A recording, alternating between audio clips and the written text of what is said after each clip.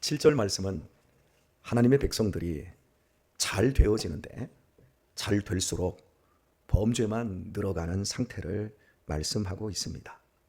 그리고 10절을 보면 저희가 먹어도 배부르지 아니하며 행음하여도 수요가 더하지 못하니 이는 여호와 쫓기를 그쳤습니다. 먹어도 배부르지 않고 행음을 많이 해도 자녀들이 많이 생산되는 것도 아니라는 거죠. 즉 노력한 만큼 그 결과를 얻지 못하는 것을 의미합니다. 하나님의 백성은 노력한 만큼의 결과를 얻는 세상 사람들의 방식과는 차원이 다릅니다. 30배, 60배, 100배 이상의 결과를 하나님 주시기로 약속하셨습니다. 그럼에도 불구하고 하나님의 백성들이 노력한 만큼 결과를 얻지 못한다라고 하는 이 비극, 또한 하나님의 백성은 모든 죄를 속함을 받습니다. 세상 사람들은 죄를 쌓아둡니다. 결국 마지막 날 지옥에서 심판으로 끝장이 날 때까지 죄를 쌓아둡니다. 그러나 하나님의 백성의 축복은 죄를 날마다 해결할 수 있다라는 겁니다. 제사장을 통해서 속죄의 제물을 하나님 앞에 바치고 하나님은 양이나 염소를, 비둘기 새끼를 대신하여 이스라엘 백성 한 사람 한 사람의 죄를 다 해결해 주셔서 이 땅을 살아가는 날 동안 하나님의 백성은 풍성한 부유와 기쁨과 생명을 누리게 되는 겁니다. 이게 이스라엘 백성들의 축복이었는데 도리어 그들이 번성할수록 하나님께 범죄만이 늘어나고 있습니다. 하나님께 영광을 돌리겠다, 또 하나님의 기쁨이 되겠다, 열심히 믿음 생활을 하지만 그것이 도리어 하나님께 욕이 되고 있다라고 호세아 선지자가 지적하고 있는 말씀, 제가 지금 여러분에게 설명해 드리고 있습니다. 왜 이런 비극이 하나님의 백성들에게 찾아왔는가?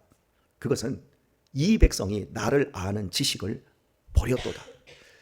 하나님을 아는 지식이 이렇게도 소중한 겁니다.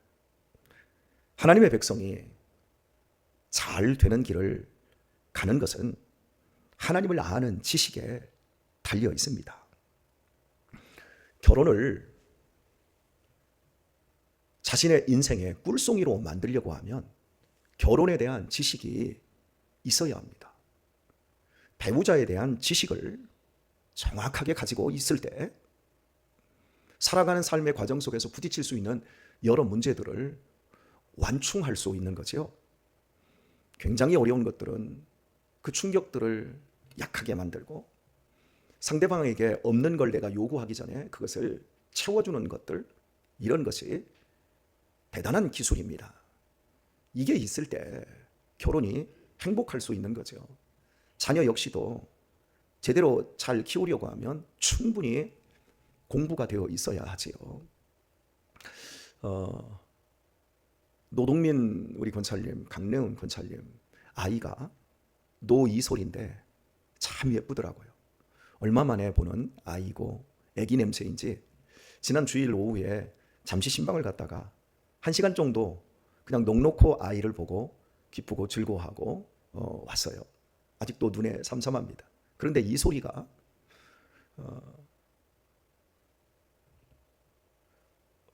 집에 들어온 이후 밤에 우는 거예요. 엄마 아빠를 잠 못 자게 밤에 우는 거예요. 왜 우는지를 모르겠다. 이건 성장통이다. 호르몬이 밤에 분비되기 때문에 애가 그냥 자지러지게 운다. 또 많은 사람들이 하는 이야기, 애들은 그때 다 우는 거야. 뭐 별의별 얘기를 다 합니다. 그래서 힘들겠다 그랬지요. 그러면 이제 먼저 키운 사람들은 애가 울 때 어떻게 했다, 뭐 장롱 속에 집어넣었다, 뭐 이런 얘기도 하고 그잖아요. 우리 하영이도 하루 저녁을 울어 제끼더라고요.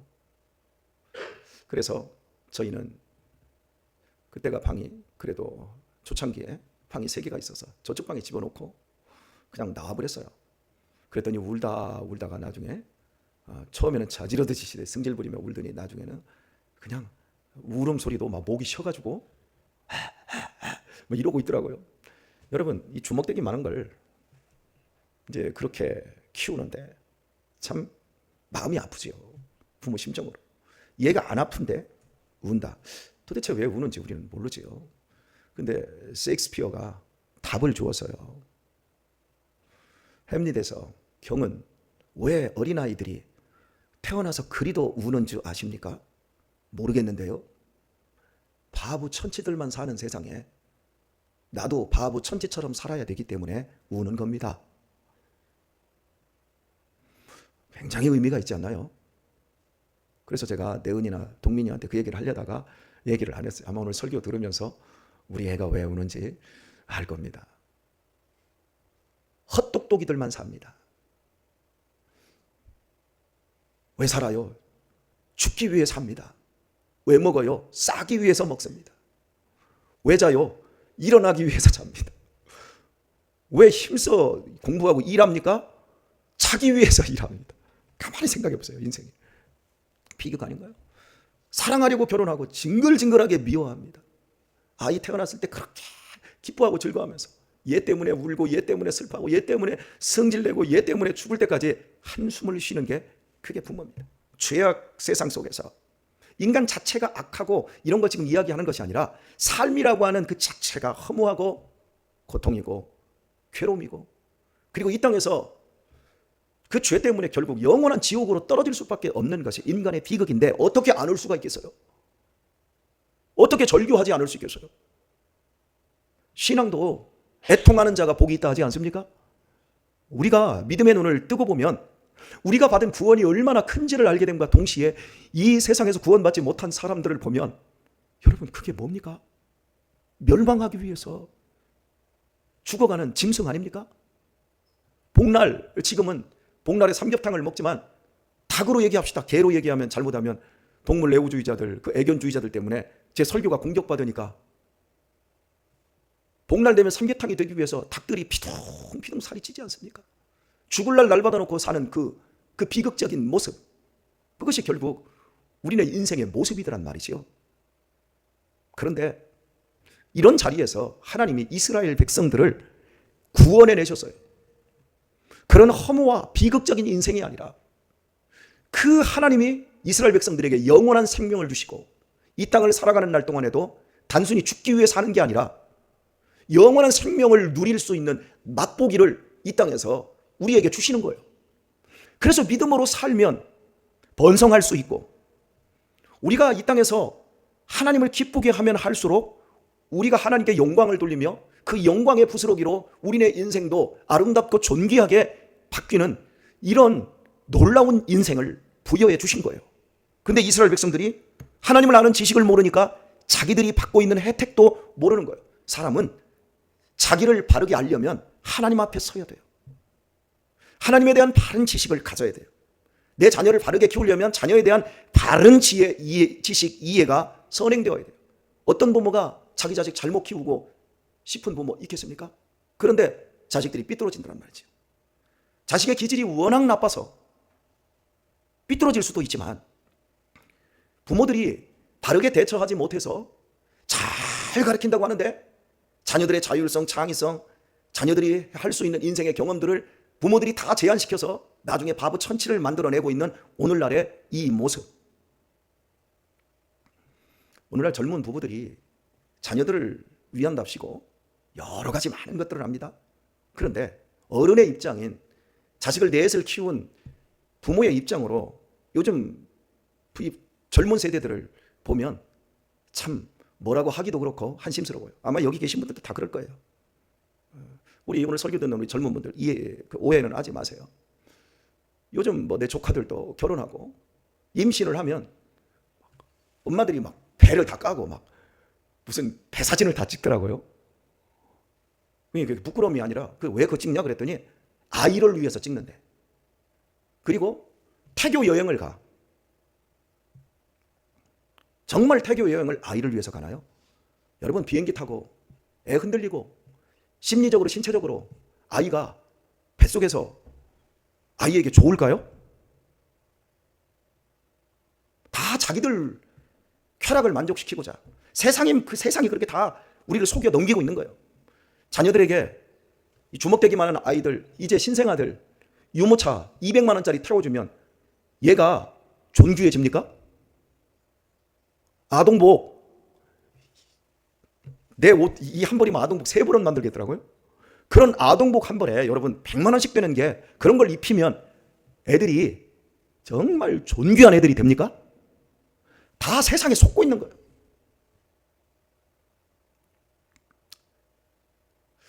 우리 하영이랑은 예전에 여기 계신 분들 다 그랬을 거예요.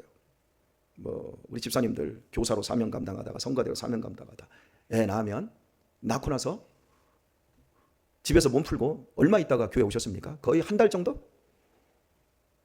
한 3주 4주? 근데 지금은 100일이래. 100일 100일은 있어야 교회를 온다는 거죠. 그게 아이를 위해서 좋다 그러더라고요. 요즘 대부분의 사람들이 그래요. 그런데 엄밀히 말해볼까요? 그 100일이라는 기준은 어린이집에 보내는 기준으로 한 10여 년 전부터 한 100일 정도 되면, 3개월 정도 되면 100일이잖아요. 그러면 어린이집 보내는 기준으로 이야기를 하는 거예요. 근데 그때부터 어린이집 보내면 애들이 아파요. 근데 교회는 100일을 채울 필요가 없어요. 여러분 유아실에 와서 아이를 앞에 두고 교회 오면 막 이 사람 저 사람이 안고 막 그럽니까? 아니요. 목사가 한번 기도해주고 엄마가 딱 앞에 놓고 거의 방패막이를 하고, 우리 교인들이 그렇게 수준이 모자란 사람들 아니에요. 어머 예쁘다, 아이고 참 예쁘다, 고생했어, 인사하고 조용히 앉아서 예배 드리다가 그리고 집에 갑니다. 무슨 변균이 거기다 옮겨. 우리 지연이, 현아, 니네들 잘 들어. 세상 사람들하고 똑같이 하려고 하지 마. 근데 어린이집은 가면 얘하고 똑같은 애들이 많아요. 그리고 선생님이 자꾸 안아줘야 되고 선생님이 육아를 해줘야 돼. 그러니까 당연히 변균이라든지 그 많은 것들이 침투될 수밖에 없지. 하나님의 교회에 와서 신앙적으로 믿음 가지고 예배가 우선이니까 저는 아이를 데리고 하나님께 맡기기 위해서 어린 시절부터 나옵니다. 그리고 하나님께 맡기면 그 아이가 더 잘되고 더 튼튼하면 튼튼하지, 하나님이 보호하시고 축복하는데 왜 신앙적으로 이런 걸 생각을 못하나 모르겠어요. 저는 무서워서 얘기도 못하겠어. 그러니까 이렇게 내가 갖고 있는 지식이 옳다고만 생각할 뿐 그것이 참된 지식으로 갖지 못한 상태에서 출발을 합니다. 그리고 계속해서 나는 하나님도 잘 알고 자녀에 대한 지식도 잘 알고 남편에 대해서도 잘 알고 아내에 대해서도 잘 안다 그럽니다. 그러면서 하나도 안 변하는 거예요. 여러분 젓가락질 있지요. 10년 한 사람하고 젓가락질 1년 한 사람하고 젓가락질 80년 한 사람하고 어떤 사람이 잘할까요?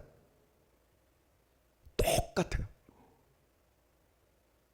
젓가락질은 처음에 딱 잡을 때 그 방법으로 그대로 가요. 이런 건 숙련일 뿐이지. 그리고 이건 한 2, 3일만 하면 80년 한 사람이랑 똑같아요. 전혀 발전하지 않아요. 세상 지식은요 전혀 발전하지 않습니다. 자기를 멈추게 만듭니다. 그래서 성장이라고 하는 얘기를 한 20살이 될 때까지 사람은 성장한다고만 생각을 합니다. 키가 성장하면 딱 끝난다고 생각합니다. 그 뒤부터는 살찌는 거예요.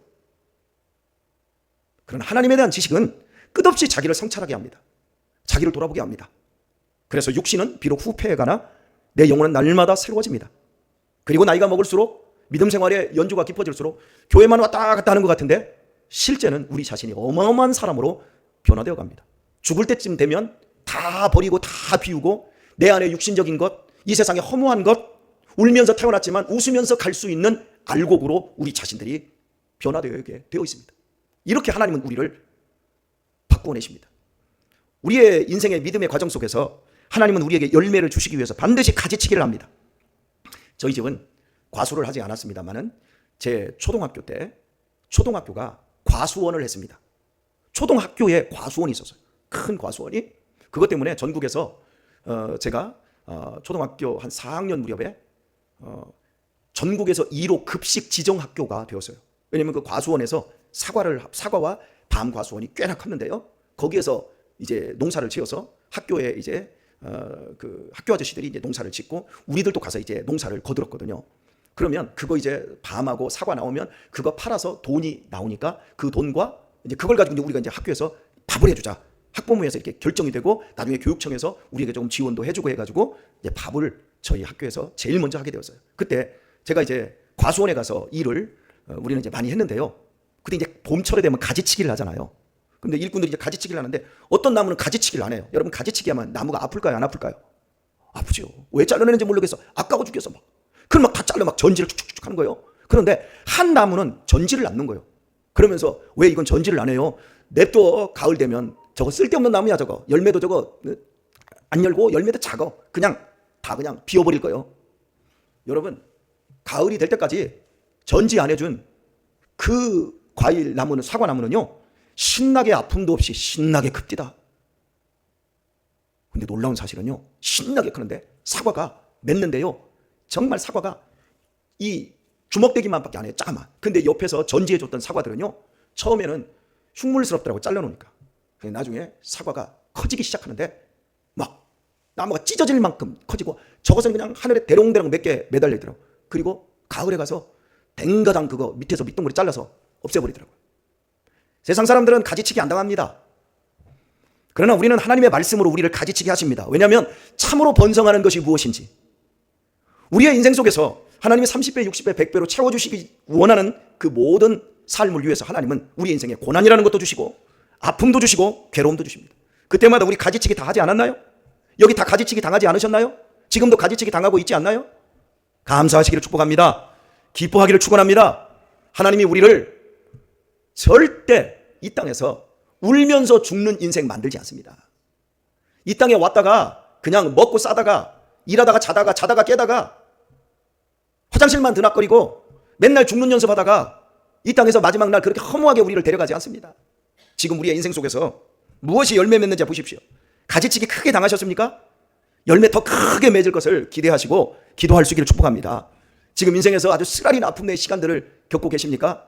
하나님이 내가 하는 일마다 멍청하고 미련하여서 범죄만 더하는 인생 되지 않게 하시기 위하여 나로 하여금 하나님 앞에 온전하도록 나를 세워가고 있는 과정인 겁니다. 하나님에 대한 바른 지식을 가지시길 바랍니다. 하나님을 더 많이 알아갈 수 있기를 바랍니다.